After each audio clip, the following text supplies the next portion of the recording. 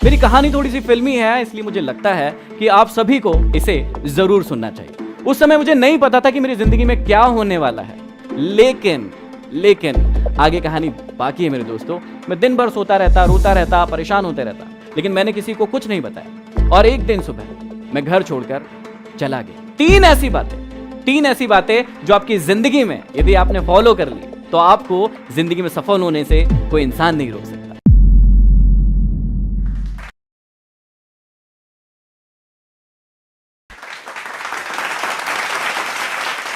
नमस्कार दोस्तों, मेरा नाम है महेंद्र दोगने और आप सभी लोग मुझे एमडी मोटिवेशन के नाम से जानते हैं। मैं रहता हूं मध्य प्रदेश के सबसे छोटे डिस्ट्रिक्ट हरदा में। मेरी कहानी थोड़ी सी फिल्मी है, इसलिए मुझे लगता है कि आप सभी को इसे जरूर सुनना चाहिए। इस कहानी की शुरुआत होती है 7th क्लास से। पढ़ने में बहुत ही गधा, उल्लू का पट्टा, डफर, कुछ भी कह सकते हैं आप। ऐसा था मैं 7th में। जैसे तैसे मैं क्लास पढ़ ही रहा था कि मुझे सप्लीमेंट्री आ गई 7th क्लास में, और उस क्लास को जैसे तैसे मैंने पास किया। आगे मेरी कहानी यहीं रुकने वाली नहीं थी, कहानी की तो अभी सिर्फ शुरुआत हुई थी। मैं आगे 8th क्लास को जैसे तैसे पास करके 9th क्लास में पहुंचा, और उस समय एक्सीलेंस स्कूल की शुरुआत हुई थी। उस स्कूल का नियम था कि जो भी बच्चा यहां पर फेल होगा उसे भगा दिया जाएगा। आप जान के आश्चर्य करेंगे कि उस साल, जिस साल ये स्कूल स्टार्ट हुआ था, उस पूरे स्कूल में एक ही बच्चे को सप्लीमेंट्री आई थी, वो था मैं। और आपको उससे ज्यादा जानकर आश्चर्य होगा कि उस साल उस सप्लीमेंट्री की परीक्षा को भी मैं पास नहीं कर पाया। मैं फेल हो गया और स्कूल से मुझे निकाल दिया गया। मैं बहुत परेशान हो गया, मैं चिंतित हो गया, क्योंकि लोग मुझे परेशान करने लगे। मेरे फ्रेंड सर्कल मुझे परेशान करने लगे। जब भी मैं रोड पर जाता था वो मुझे गालियां देते थे, कहते थे अरे देखो फेलियर आ गया, ये तो फेल हो गया था। कागज के टुकड़े फाड़ फाड़ कर मुझ पर उड़ाते थे। मैं बहुत दुखी हुआ, बहुत रोया, और मैंने डिसीजन लिया कि मैं आगे पढ़ाई नहीं करूंगा। लेकिन घर वालों ने जैसे तैसे मनाया कि तुझे फिर से पढ़ना पड़ेगा। मैंने कहा नहीं पढ़ूंगा। उन्होंने कहा कि तुझे पढ़ना पड़ेगा और फिर से 9th क्लास पढ़ना पड़ेगा। ये सबसे बड़ा टेंशन था मेरे लिए, क्योंकि वही क्लास फिर से पढ़ना मेरे लिए पॉसिबल नहीं था। जैसे तैसे करके एक गवर्नमेंट स्कूल में मुझे एडमिशन मिला, ये कह के कि भैया इसको एडमिशन क्यों दे रहे हो, ये तो एक्सेलेंस स्कूल से फेल है, इसे एडमिशन दोगे तो और ही हमारी स्कूल का नाम खराब होगा। उसके बाद मुझे जैसे तैसे एडमिशन मिला। मैं स्कूल में गया और मैंने एक चीज़ डिसाइड की कि अब मैं जितनी भी चीज़ें करता हूं लाइफ में, मैं स्पोर्ट्स में बहुत अच्छा था। 1500 मीटर जो रनिंग होती है उसमें मैंने स्टेट खेला हुआ है, जो खो खो होता है उसमें मैंने स्टेट खेला हुआ है, एनसीसी में सीएसएम था, बहुत सारी दूसरी एक्टिविटी में मेरा बहुत मन लगता था, लेकिन सिर्फ एक चीज़ में मन नहीं लगता था, और वो थी मेरी पढ़ाई। लेकिन अब मैंने डिसाइड किया कि यदि अब पढ़ना है तो अच्छे से पढ़ना है। मैंने सारी एक्टिविटीज़ को खत्म कर दिया अपनी ज़िंदगी से, किसी भी एक्टिविटी को अपनी ज़िंदगी में आने नहीं दिया। और उसके बाद क्या हुआ, 9th क्लास में मैंने खूब पढ़ाई की, 10th क्लास में मैंने खूब पढ़ाई की, और मैं बना टॉपर उसी स्कूल का जहां पर मैं फेल होकर गया था।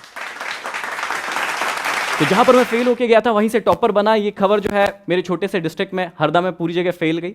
और हुआ ये कि मैं 9th से ही इंग्लिश का मुझे बोलने का बड़ा शौक था। मैंने एक इंस्टीट्यूट ज्वाइन किया था जहां पर मैं कॉम्पिटिशन एग्जाम की तैयारी भी करने लगा था। अब उसी समय में ये हुआ था कि एक मेरी लाइफ की बहुत ही मजेदार सी घटना है जिसने शायद मेरी पूरी जिंदगी को बदल कर रख दिया। मुझे बचपन से ही गरबा करने का बड़ा शौक था, डांस करने का बड़ा शौक था, और पता नहीं क्यों ऐसा होता है, पता नहीं क्यों, मैं ठीक ठाक हूं लेकिन पता नहीं क्यों मुझे लड़कियों जैसा रहना बड़ा पसंद था। मुझे बड़े बाल रखने बहुत पसंद थे, मुझे उनकी तरह तिलक लगाना बड़ा पसंद था। तो जब भी मैं गरबा करने के लिए जाता था तो वैसे ही बाल, वैसे ही तिलक और वैसे ही कुछ कुछ चीज़ें पहन के जाता था। अब क्योंकि मैं छोटा था और बड़े जो भाई लोग थे उनके ग्रुप में था, मुझे सबसे आगे खड़ाया जाता था क्योंकि मेरी एंट्री शानदार होती थी, कुछ अलग सी हरकतें करता था मैं। जब मेरी एंट्री हुई, वैसे मेरे पिताजी एक मैकेनिक है, हमारी शॉप है, और वैसे वो कहीं नहीं जाते हमारा प्रोग्राम देखने, कुछ भी देखने नहीं जाते, लेकिन कहते हैं ना किस्मत में जो लिखा है वो होके रहता है। वो उस दिन गरबा देखने के लिए आए। मेरी एंट्री हुई, लोग आसपास में खड़े थे उनके। जैसे ही मेरी एंट्री हुई, मेरे लहराते हुए बाल मुझे बड़े अच्छे लग रहे थे, लेकिन हुआ क्या, लोगों ने कहना शुरू कर दिया कि ये कौन पागल लड़का है, ये कैसा लड़का है जो लड़कियों की तरह रह रहा है। उसके बाद मेरे पिताजी से ये सुनते नहीं बना, वो वहां से घर चले गए। उन्होंने मुझे उस दिन कुछ नहीं कहा, लेकिन अगले दिन मेरे पिताजी मेरे अंकल के साथ बैठे हुए थे। अंकल ने मुझे बुलाया, कहा बेटा इधर आओ, ये क्या कर रहे हो, ये क्या हालत बना रखी है, लोग कह रहे हैं कि तुम लड़की जैसे दिखते हो। कल तुम्हारे पिताजी को ये कहने में शर्म आ गई कि तुम उनके बेटे हो, वो ये भी नहीं कह पाए। मुझे इस बात ने बड़ा दुखी किया। उस समय मुझे नहीं पता था कि मेरी जिंदगी में क्या होने वाला है, लेकिन आगे कहानी बाकी है मेरे दोस्तों। मैं बताता हूं कि उसके बाद क्या हुआ उसी ग्राउंड पर। उसके बाद मैंने 9th क्लास जैसे तैसे निकालना शुरू किया। 10th क्लास में मैंने टॉप किया, कॉम्पिटिशन एग्जाम की तैयारी करने लगा, ब्रिलियंट स्टूडेंट बन गया। उसके बाद मेरा सिलेक्शन हुआ 12th क्लास में स्टेट बैंक ऑफ इंडिया में। लेकिन कहते हैं ना, डेस्टिनी में कुछ और ही लिखा था। उस सिलेक्शन को मैंने एक्सेप्ट नहीं किया। उसके बाद मैंने उस सिलेक्शन को छोड़ दिया। मैं स्टेट बैंक ऑफ इंडिया का जो क्लर्क का मेरा सिलेक्शन हुआ था उसे ज्वाइन नहीं किया, उस सिलेक्शन को मैंने नहीं लिया। लेकिन उसके बाद कहते हैं ना, डेस्टिनी में यदि कुछ और लिखा हो तो फिर वो हो के रहता है। जहां मैं 4 साल से पढ़ रहा था, जहां मैंने सिलेक्शन लिया, उस इंस्टीट्यूट में एक क्लास होने वाली थी जो कि मोटिवेशनल क्लास होने वाली थी। हमारे गुरु हमें सिखाने वाले थे कि मोटिवेशनल स्पीकर कैसे बना जाए, जिंदगी में लीडरशिप कैसे डेवलप की जाए, आगे कैसे बढ़ा जाए। और ये सब सीखने के लिए मैं बहुत ही उत्साहित था। मैं बहुत ही उत्साहित था, एक्साइटेड था कि बस अब तो ये मैं सीखने वाला हूं। क्लास होने वाली थी शाम को 6 बजे। 10 बच्चे इकट्ठे होने वाले थे क्योंकि वो टॉप स्टूडेंट्स थे। उनको बुलाया गया, हम वहां पर बैठे हुए थे और उसी वक्त एक जो घटना हुई उसने मेरी पूरी जिंदगी फिर से बदल कर रख दी। मेरे गुरु आए और उन्होंने आते ही सबसे पहले यह कहा कि महेंद्र, तुम यहां से नीचे चले जाओ, तुम्हारे बस की ये बात नहीं है। यहां पर जितनी भी बातें होने वाली है वो बहुत ऊंचे लेवल की होने वाली है, बड़े लेवल की होने वाली है। ये बातें तुम्हारे बस की नहीं है। जिस संस्थान के लिए मैंने 4 साल दिए थे, उनके गुरु ने मुझे ऐसा कहा। वो मेरे भी गुरु हैं, अभी भी है, लेकिन मुझे ये बातें बहुत चुभी। मैं उस वक्त उनसे कुछ नहीं कह पाया, लेकिन मैं नीचे गया और खूब रोया, खूब परेशान हुआ कि मुझे ऐसा क्यों कहा गया। उस वक्त ये बात नहीं पता थी कि ये मुझे क्यों कहा गया, लेकिन आज समझ में आता है कि ईश्वर ने सब कुछ तय करके रखा था, इसलिए वो घटना उस दिन हुई थी। उस दिन के बाद मैंने उस संस्थान को छोड़ दिया। मैं आज तक वहां नहीं गया। मैं अपने घर गया, 3-4 दिन घर पर रुका और बहुत रोया गाया, परेशान हुआ। घर वालों को भी चिंता हुई कि इसके साथ ये क्या हुआ है। जो व्यक्ति एक भी दिन ऐसा नहीं हो कि इंस्टीट्यूट नहीं जाए, वो 4 दिन हो गए इंस्टीट्यूट क्यों नहीं जा रहा है। मैं दिन भर सोता रहता, रोता रहता, परेशान होते रहता, लेकिन मैंने किसी को कुछ नहीं बताया। और एक दिन सुबह मैं घर छोड़कर चला गया मैं घर छोड़कर, और उसके बाद 1 साल तक अपने घर से बाहर रहा। उस 1 साल ने मुझे अपनी जिंदगी का दौर ही बदल दिया, मेरा रंग बदल दिया। जो चीजें मैं कमरे के अंदर रहकर सीख रहा था, मुझे अब पता चला कि असली में दुनिया होती क्या है। मैं रात भर काम करने लगा, कॉल सेंटर्स में काम करने लगा, दिन भर गैरेज। मेरे पिताजी मैकेनिक थे, तो बचपन से ही मुझे गाड़ियों का काम करना आता था। पैसे कमाने के लिए मैं दिन भर गैरेज पर काम करने लगा। इसका रिजल्ट ये हुआ कि 1 साल में मैं इतना वीक हो गया, इतना कमजोर हो गया कि बस मरने जैसी हालत हो गई। मैंने सोचा मरने से अच्छा है कि घर वापस चला जाए। मैं घर वापस आया। घर वाले खुश हुए कि चलो लड़का वापस आ गया। उसके बाद उन्होंने पूछा कि अब क्या करोगे। मैंने कहा कि पिताजी का गैरेज ज्वाइन करूंगा। उन्होंने कहा ठीक है। 2.5 साल मैं अपने पिताजी के साथ अपने गैरेज पर काम करता रहा, लेकिन अब मुझे पता था कि आगे मुझे क्या करना है। मैं किताबें भी पढ़ता था। मैं उसी दौरान किताबें पढ़ता था, मोटिवेशनल किताबें पढ़ता था, सेल्फ हेल्प बुक्स पढ़ता था। लोग कहते थे कि पागल है तो तूने स्टेट बैंक ऑफ इंडिया की नौकरी छोड़ दी, अब देख तेरी जिंदगी किस हालत में है, इससे अच्छा तो तू नौकरी कर लेता। लेकिन मैं मुस्कुराता था क्योंकि मुझे अब पता था कि मुझे अपनी जिंदगी में क्या करना है। उसके बाद मेरी जिंदगी बदली। 2.5 साल के बाद फिर वही हुआ जो हमेशा एक इंसान के साथ होना चाहिए या होता है। मेरे पिताजी के साथ किसी छोटी सी बात पर बहस नहीं होना था, लेकिन हो गई क्योंकि डेस्टिनी में लिखा था। वो बहस हुई मेरे पिताजी से। मेरे पिताजी ने कहा मुझसे कि यदि तुझे शॉप पर नहीं जाना है तो मत जा, क्यों कर रहा है काम, तेरे को नहीं करना है तो मत कर। मैंने उनसे कहा कि ठीक है, अब मैं शॉप पर नहीं जाऊंगा। उन्होंने मुझसे पूछा कि नहीं जाएगा, पक्का नहीं जाएगा। मैंने बोला कि हाँ, आज के बाद मैं शॉप पर नहीं जाऊंगा। उसके बाद अगले दिन मैं सुबह उठकर फिर से घर से भाग गया। लेकिन इस बार मैं सिटी से बाहर नहीं गया था, सिटी में ही गया था। शाम तक लोग परेशान होने लगे, मुझे ढूंढने लगे, लेकिन मैं एक इंस्टीट्यूट में जाकर बैठकर पढ़ने लगा। दिन भर पढ़ा। मैंने अपना फोन ऑफ कर दिया।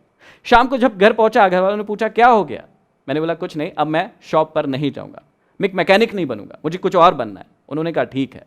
मैंने 1 साल फिर से पढ़ाई की और इस बार मेरा सिलेक्शन हुआ सिंडिकेट बैंक में। और मैंने उस सिलेक्शन को भी नहीं लिया। अब शायद आप लोग भी मुझे पागल ही कह रहे होंगे कि 2008 में मेरा सिलेक्शन हुआ स्टेट बैंक में, मैंने वो भी ज्वाइन नहीं किया। इस बार मेरा सिलेक्शन हुआ सिंडिकेट बैंक में, मैंने उसे भी ज्वाइन नहीं किया। फिर मैं करना क्या चाहता था? जी हाँ, अब मुझे पता था कि मैं बनना क्या चाहता हूं, मैं करना क्या चाहता हूं। मैंने अपने खुद के इंस्टीट्यूट की शुरुआत की। उसका नाम है चेंज एकेडमी, जहां पर हम लोग बच्चों को कॉम्पिटिशन एग्जाम की तैयारी करवाते थे। लेकिन मुझे पता था कि मुझे क्या करना है। उसी के साथ साथ मैं अपनी सिटी में बच्चों को मोटिवेट करने लगा। मैं कॉम्पिटिशन एग्जाम की तैयारी तो करवाता था, लेकिन उनसे कहता था कि अपनी जिंदगी में वही काम करना जिसे करने में मन लगे, जिसे करने में आपको एक्साइटमेंट फील हो, जिसे करने में आपको कभी थकान महसूस ना हो। लोग मुझे कहते थे कि पागल हो क्या, तुम तो कंपटीशन एग्जाम की तैयारी करवाते हो, फिर ये क्यों कहते हो कि वो काम करो जिसमें मन लगे, पसंद हो। मैं उनको कहता था कि मेरा धंधा नहीं है, मैं इंसान को इंसान बनाना चाहता हूं, उसे सिखाना चाहता हूं कि जिंदगी को कैसे जिया जाए। ये कारवा चल रहा था 6 साल में मेरे 3 ब्रांचेस हो गए, मेरा इंस्टीट्यूट बड़ा होने लगा, लोग सोचने लगे कि बस अब तो ये सक्सेसफुल हो गया, आगे बढ़ गया। लेकिन कहानी तो अभी शुरुआत हुई थी, कहानी अभी शुरू हुई थी, और उसी दौरान आया 2017 का एंड।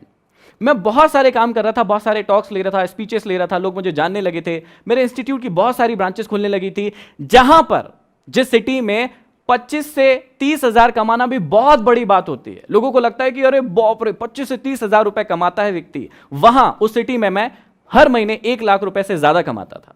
लेकिन ट्विस्ट यहीं पर है, मैंने उस सारी चीज को दांव पर रखा क्योंकि मुझे अच्छा नहीं लग रहा था। मुझे लग रहा था कि इससे और कुछ बड़ा कर सकता हूं मैं, और कुछ अच्छा कर सकता हूं मैं। और फिर 2017 का एंड आया। वहां पर क्या हुआ, वहां पर मैंने एक डिसीजन लिया कि अब इन सारी कोचिंग्स को मुझे बंद करना है, क्योंकि मुझे कुछ और अच्छा करना है। मेरे दिमाग में चल नहीं रहा था, मुझे समझ ही नहीं आ रहा था कि मैं ये काम करूं या ना करूं। फिर डिसीजन लिया कि मुझे ये काम अब नहीं करना है, और 2017 के एंड में मैंने तीनों के तीनों ब्रांचेस बंद कर दिए। अब लोग फिर से परेशान होने लगे, फिर से मुझे पागल कहने लगे कि यार इससे बड़ा पागल कोई नहीं है। सारी सिटी में ये बात हो गई, क्योंकि छोटी सिटी है तो सारी जगह बात फैल गई कि महेंद्र तो फिर से पागल हो गया। अब उसने एक कैमरा खरीद के लाया है, एक माइक खरीद के लाया है, अब तो वो ना शादियों की शूटिंग करेगा शायद। ऐसी बातें मार्केट में उड़ने लगी, सबको ये बात पता चल गई। मेरे काफी सारे स्टूडेंट्स थे, उन्होंने भी ये बातें फैलाना शुरू कर दी। लेकिन इस बार भी वही हुआ, मैं मुस्कुराता रहा, मैं किसी से कुछ नहीं कहा, और मैं बैठ गया एक रूम के अंदर, एक कमरे के अंदर, एक कैमरा और एक माइक लेके। और फिर शुरुआत हुई मेरी जर्नी की। वो जर्नी थी यूट्यूब की जर्नी। मुझे पता था कि मुझे अब क्या करना है, मैं आगे बढ़ता गया। मैंने 4 महीने वीडियोस बनाना शुरू किए। शुरुआत में ये बहुत कठिन होता है, क्योंकि जब वीडियो डालते हैं तो यदि आप यूट्यूब से हैं तो आपको पता होगा कि व्यूज नहीं मिलते हैं, लाइक्स नहीं मिलते हैं, लोग उसे शेयर नहीं करते हैं, बड़ा दुख होता था। लेकिन मुझे अपने आप पर पूरा विश्वास था, मुझे पता था कि मुझे क्या करना है, मुझे पता था कि मेरी मंजिल कहां है, मुझे अपने आप पर विश्वास था। और इसी प्रकार मैं 4 महीने तक उसको जारी रखता गया।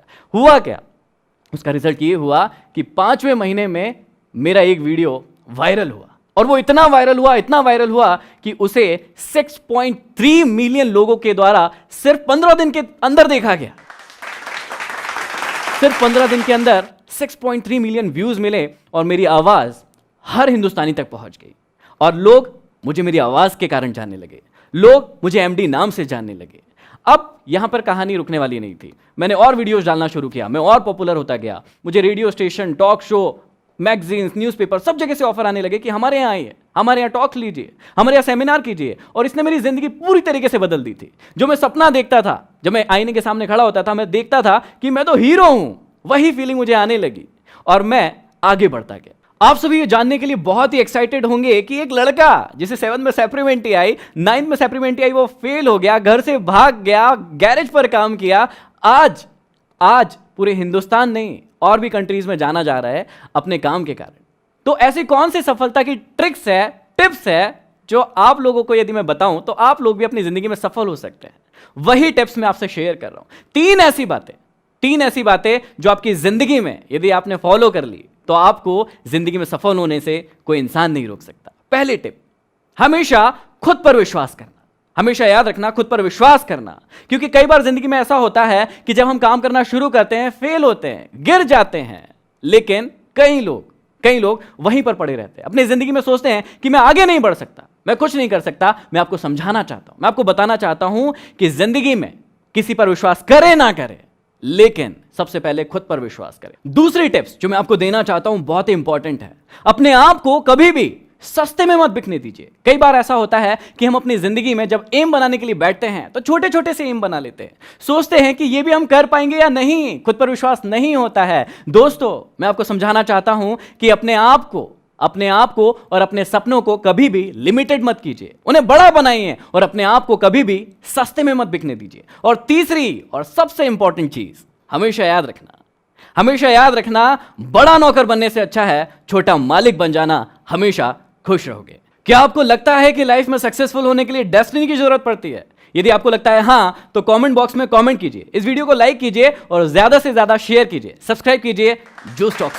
2003 में मेरे हस्बैंड एक्सीडेंट एक्सपायर हो गए थे। मैंने कभी अपनी लाइफ में किसी की मौत नहीं देखी थी। वो फर्स्ट मौत थी जो मैंने अपने हस्बैंड की देखी थी। एक्सीडेंट्स में सारे मेरा डैमेज हो गया शरीर, सिर्फ एक सांस थी जो धड़क रही थी। पैसों की दिक्कत इतनी बढ़ गई थी कि मैं बता नहीं सकती आप लोगों को कि एक एक रुपए के लिए हम मोहताज हैं। आप टैक्सी चलाओ या हवाई जहाज चलाओ, मुझे मेरी मम्मी चाहिए, मुझे कोई नहीं फ़र्क पड़ता।